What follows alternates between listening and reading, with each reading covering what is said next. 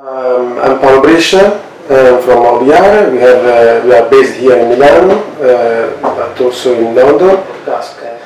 In fact, I like to take part in this jury because I think that we have to recognize the projects that are more focused on the idea of the art of listening, I would say, in the sense that something which is against the idea of hedonistic or self-referential individual gesture, which I don't think is interesting today, but something who is focusing or converging to the idea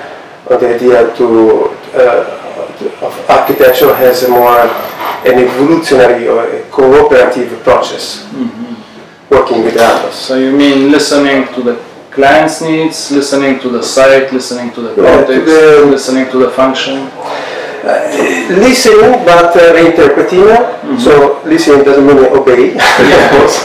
Yeah, that's a very good point. But I think that if you listen, then you have the instruments to also to try to respond to what is the final need, which is not necessarily the client,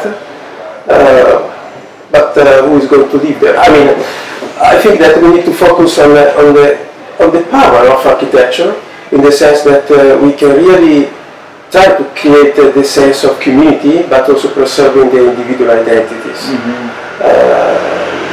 Also trying to go beyond the opposition between public and private, or individual and society, more converging on the idea of architecture as a common good, okay, which is also a social capital or psychological capital.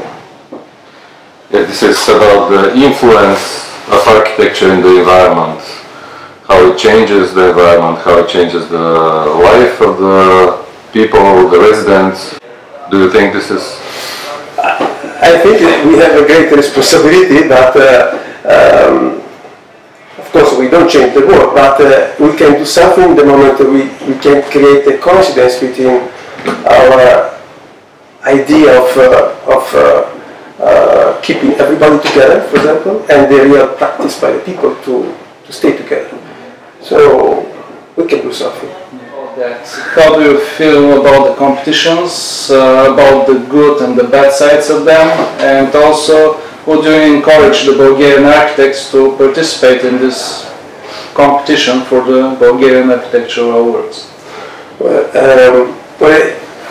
I started with Tommaso Obiar. We didn't have any client, and so our only way to have some food it was also to take part in competition, so I believe in competition. That is our job. But first of all, I have to say that I believe in competition because I learn through competition, especially when we lose. So we learn from the others. From the winners. This that doesn't mean that who wins is the best, but there is some reason. Then competition means also take big risk. It's like a roulette, which means that when you lose, you need to duplicate a little bit. Then it doesn't matter if you win the first or the second, third, but it's something which gives you the experience to make an hybridation of experience that you will use in the next projects. In fact, if I show you what we have in the back, the last competition.